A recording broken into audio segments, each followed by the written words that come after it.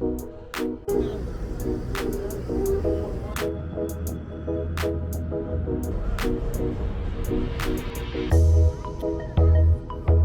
you're planning a trip to Portugal, here are 30 things you should know before you go. To make it easier to follow, I've grouped them into 7 main categories. Let's dive right in.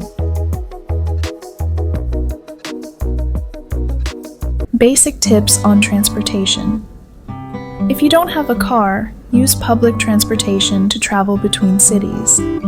However, consider renting a car if you're going to rural areas, especially in smaller towns.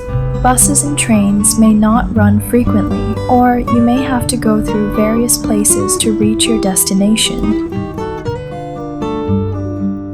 Both Lisbon and Porto have airports, so it's convenient to arrive and depart from different airports.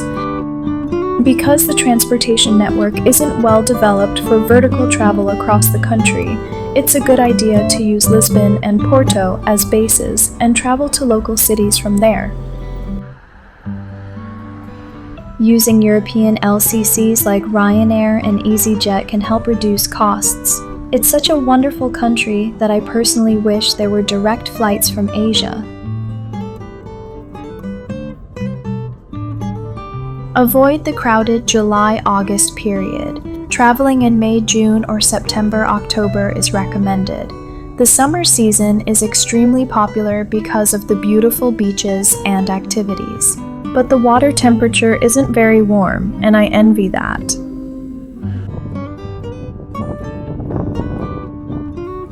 Keep your schedule flexible and always allow time for delays and congestion. Enjoying that might be part of the Portugal vibe.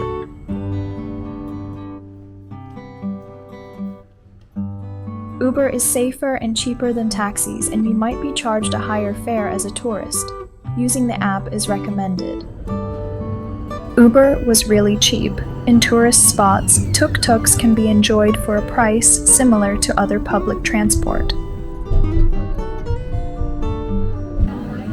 Language and culture.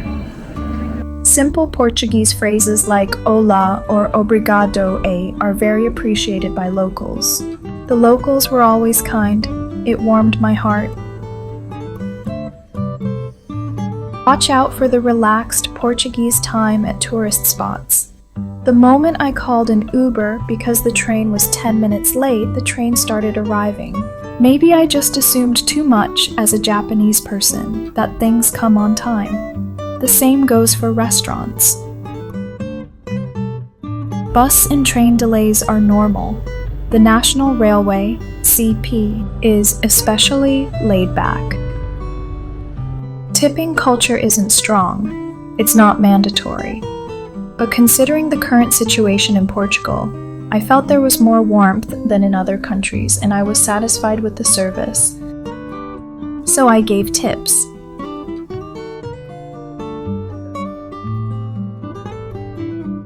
Belongings and gear. Since there are many hills and cobblestones, comfortable walking shoes are a must. When I went, Porto was steeper than Lisbon.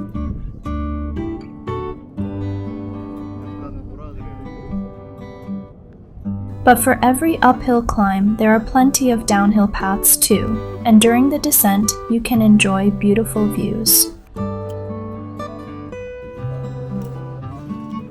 Food and cuisine meals in Portugal are late. Lunch starts around 1 p.m. and dinner around 8 p.m. That said, many places were open early, so I didn't have any trouble. Plus, you can always enjoy the lovely cafe culture while waiting for restaurants to open.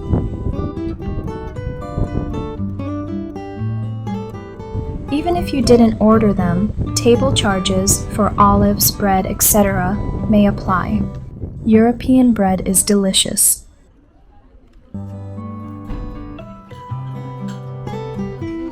Try local snacks called petiscos to sample a variety of dishes cost-effectively.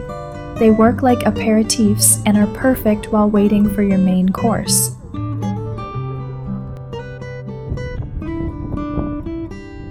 Even if you find them too sweet, you must try Pastéis de Nata. If you think it might be too sweet, I recommend places where sugar and cinnamon are served on the side. I compared 6 kinds during my trip. I even compared 3 famous shops on the same day, so check out my impressions.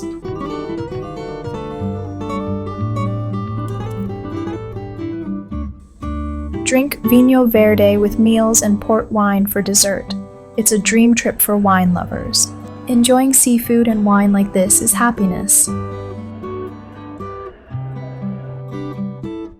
Payment and money. Small coins and low denomination bills are necessary, especially at local cafes where large bills are hard to use.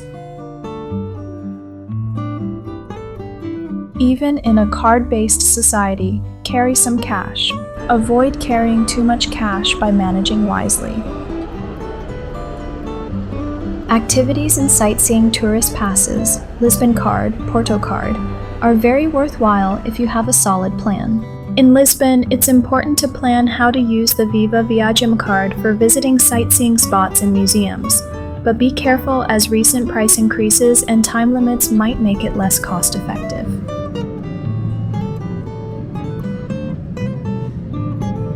Tourist attractions like Tram 28, Elevador de Santa Justa, and Pink Street can be crowded and pricey. Be prepared to wait in line.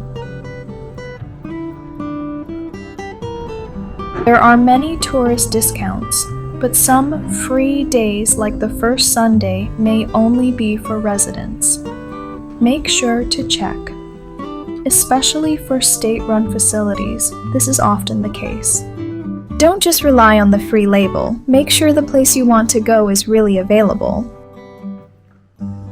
In addition to famous tourist spots, visit local towns like Coimbra, Évora, and Braga. Portugal is also famous for its charming local towns. Which one will you choose?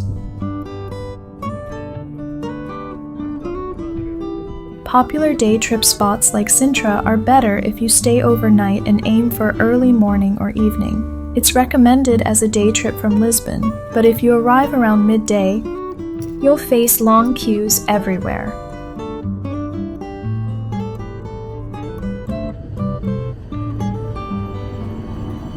Miradouros, viewpoints, are worth stopping by whenever you find them. Viewpoints are everywhere and there's always a cafe nearby. Sometimes they suddenly appear after climbing stairs or hills. A beautiful orange view awaits you.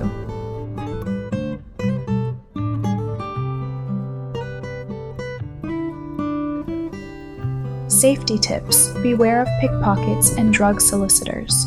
Be especially careful around tourist spots and train stations at night. Since I was a solo female traveler, I was sometimes followed by men with sexual curiosity. I also encountered drug solicitations, but more shocking than that was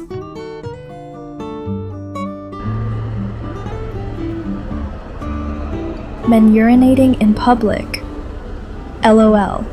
Compared to other European countries, I appreciated that the cities didn't smell like cigarettes. But this sight is something no one wants to see.